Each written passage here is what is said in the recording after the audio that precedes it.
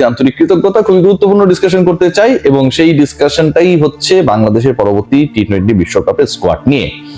যেই দলটা 15 সদস্যের হবে বলে আমরা মনে করতেই পারি, কারণ বিশ্বকাপ স্কোয়াডগুলো আসলে 15 মেম্বার স্কোয়াড হয়, এবং সেই 15 জন সদস্য কারা হতে যাচ্ছেন বাংলাদেশ দলে সেটা মোটামুটি ড্রাফটেড, খসড়া সেই 15 জনের নাম রেডি হয়ে গেছে। এবং সেই দলটা এখন পর্যন্ত যেভাবে লিটন কুমার দাস এবং থিঙ্ক ট্যাঙ্ক হিসেবে যারা কাজ করে, গাজী আশরাফ হোসেন লিপুকে আমি একটু বাইরে রাখছি এখান থেকে, তারা যেভাবে পরিকল্পনা করেছে আমার কাছে মনে হয় they are in the right way. Gazi Ashraf Hossain Lipu versus Liton Kumar Das. Lipu ভাইয়ের কথা বলছি যেহেতু লিপু ভাইকে শ্রদ্ধা জানিয়ে সালাম দিতে চাই। লিপু ভাই, আসসালামু আলাইকুম। তো লিপু ভাই লিটন কুমার দাসের সাথে মাহিদুল ইসলাম অঙ্কনকে নিয়ে একটা মোটামুটি, এটাকে যদি একটু দূরে রাখি, শামীম হোসেন পাটোয়ারিকে নিয়ে মোটামুটি একটা বিবাদে জড়ানোর চেষ্টা করেছিলেন। Attack, counter attack, Bangladesh cricket বোর্ডের পৃষ্ঠপোষকতা, মানে লিপু ভাইয়ের কাউন্টার বাইট সার্কুলেট করা মিডিয়ার কাছে, এটা মিডিয়া ডিপার্টমেন্টের দোষ না, আবারও বলছি মিডিয়া ডিপার্টমেন্টকে এটা করতে বলা হয়েছে অপারেশনস থেকে, তারা সেটা করেছে। সবকিছু মিলিয়ে যে ঘটনা প্রবাহ ঘটেছিল সেটা বাংলাদেশের ক্রিকেটকে যথেষ্ট উত্তপ্ত করেছিল। সেই সূর্যের উত্তাপ শেষ পর্যন্ত কমেছে এবং শেষ পর্যন্ত একটা বিষয় ডিসাইডেড হয়ে গেছে, Mahidul Islam Ankon is not going to be the part of the national side in the upcoming টি-20 ওয়ার্ল্ড কাপ। এটা ফিক্সড। কারা সেই দলের অংশ? সাব্বির রহমান ট্যাগলাইনে আপনারা দেখছেন, তিনি কি বিশ্বকাপে বাংলাদেশ দলের মিডল অর্ডারে খেলতে যাচ্ছেন? সেই ডিসকাশনে আসছি। প্রথমে টপ 4 নিয়ে ডিসকাসটা করতে চাই। দেখুন, বাংলাদেশের প্রথম 4টা স্পটে যারা খেলেন নাম্বার 3 ছাড়া বাকি জায়গাগুলো চেঞ্জ হয়।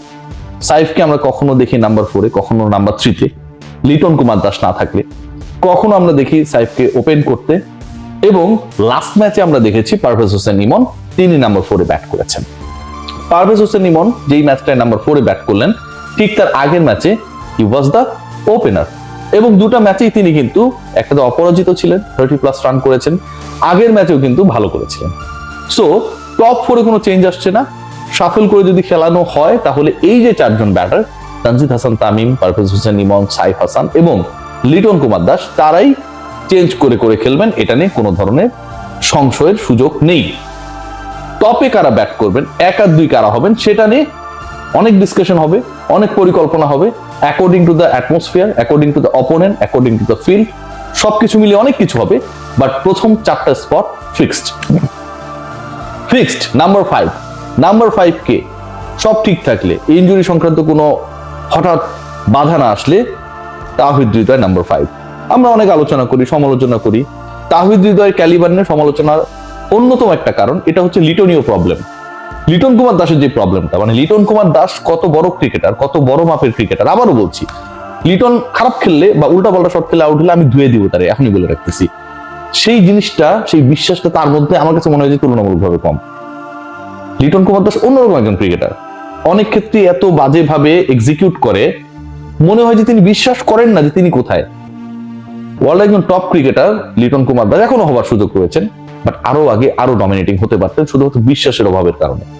সো লিটন কুমার দাসের সমস্যাটা তাওহিদ হৃদয়ের মধ্যে।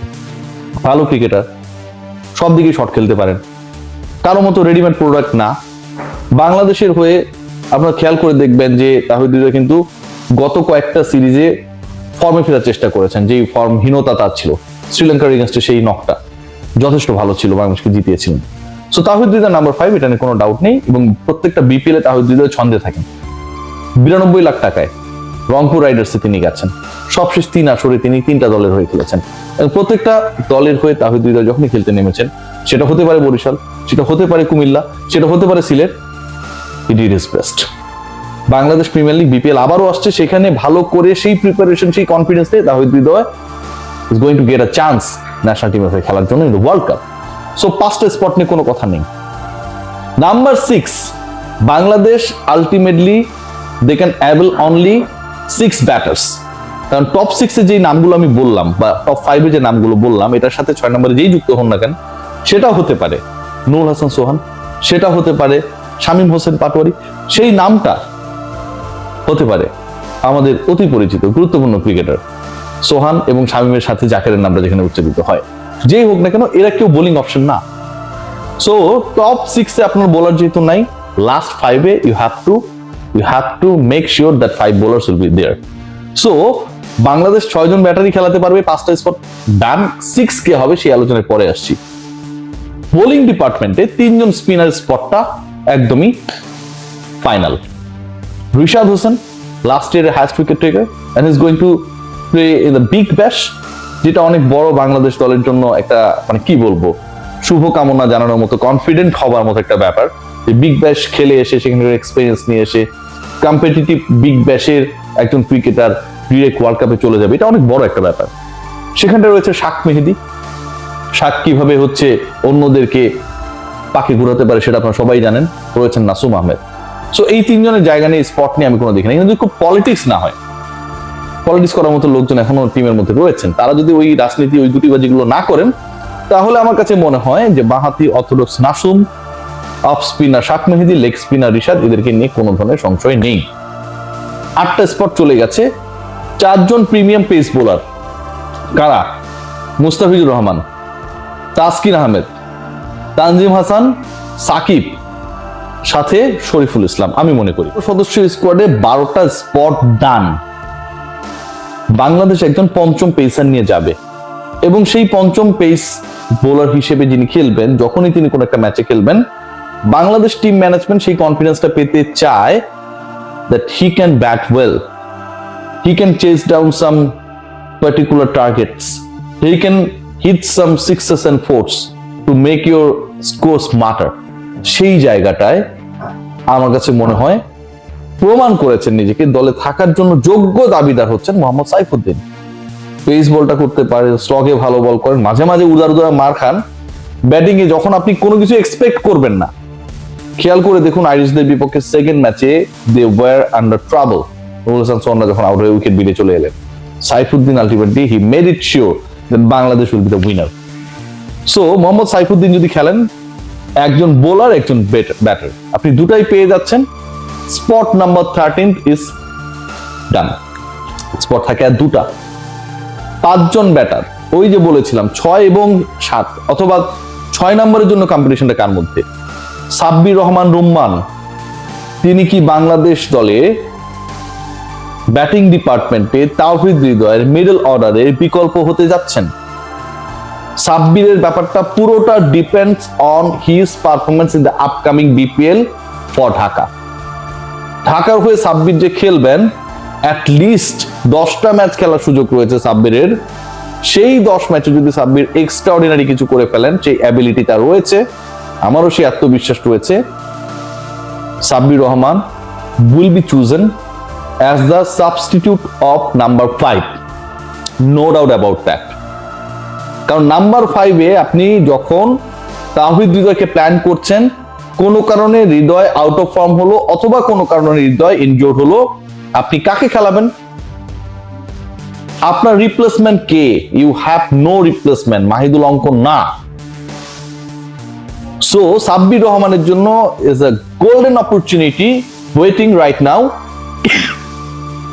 যদি তিনি পারফর্ম করতে পারেন, আপকামিং বিপিএল এক্সট্রাঅর্ডিনারি কিছু করতে পারেন, 10টা ম্যাচ অ্যাটলিস্ট 8টায় 7টায় নামার সুযোগ পাবেন, 2টা 50, 1টা সেঞ্চুরি, সাব্বিরের জন্য ব্যাপার না। সাব্বির বিশ্বকাপ স্কোয়াডে চলে যাবে ভাই, no doubt about that, trust me. Option কে? 13টা স্পট হয়ে গেছে, বাকি 2টার অপশনের মধ্যে রয়েছেন নুরুল হাসান সোহান, শামীম হোসেন পাটোয়ারি, জাকের আলী অনিক এবং সাব্বির রহমান। এই যে 4 জন, প্রত্যেকের ক্ষেত্রে upcoming BPL is going to be very much important. দেখুন বাংলাদেশ যে সবচেয়ে সিরিজটাই খেললো, এই সিরিজের 3 ম্যাচের একটাই জাকিরকে খেলানো হয়েছে, একটা সোহানকে খেলানো হয়েছে, একটা শামীমকে খেলানো হয়েছে। শামীম ব্যাটিং করার সুযোগ পাননি, বাকি 2জন ফেল করেছেন। সো বাংলাদেশের নাম্বার 14 এবং 15-তে কারা খেলবে, যদি এখানে বিশেষ একজন কোচ বিশেষ বদান্যতায় কাউকে জোর করে সুযোগ করে না দিয়ে থাকেন, তাহলে এটা টোটালি ডিপেন্ড করবে আপকামিং বিপিএল এদের পারফরমেন্স কেমন। সোহান হতাশ করেছেন সবচেয়ে সিরিজে, জাকের তো রেগুলার বেসিসেই হতাশ করেন, এবং শামীম হোসেন পাটোয়ারিকে নিয়ে অনেক দ্বন্দ্ব সংঘাত, ক্যাপ্টেনের অনেক চেষ্টা, but end of the day তাকেও রান করতে হবে, আউট অফ ফর্ম, ওই জায়গা থেকে ফিরতে হবে, সাথে সাব্বির রহমান। এই চাপ থেকে 2জনকে বাংলাদেশ টিম ম্যানেজমেন্ট ডিসাইড করবে কারা হবে 14 এবং 15তম স্পটের দাবিদার। Let's see what happen. কেউই সার্টেন না, according to the performance. And according to the performance of upcoming BPL, এই চারের মধ্য থেকে দুজন জায়গা করে নেবে for sure in the upcoming World Cup. Let's see what happen. সবাই ভালো থাকবেন, take great care.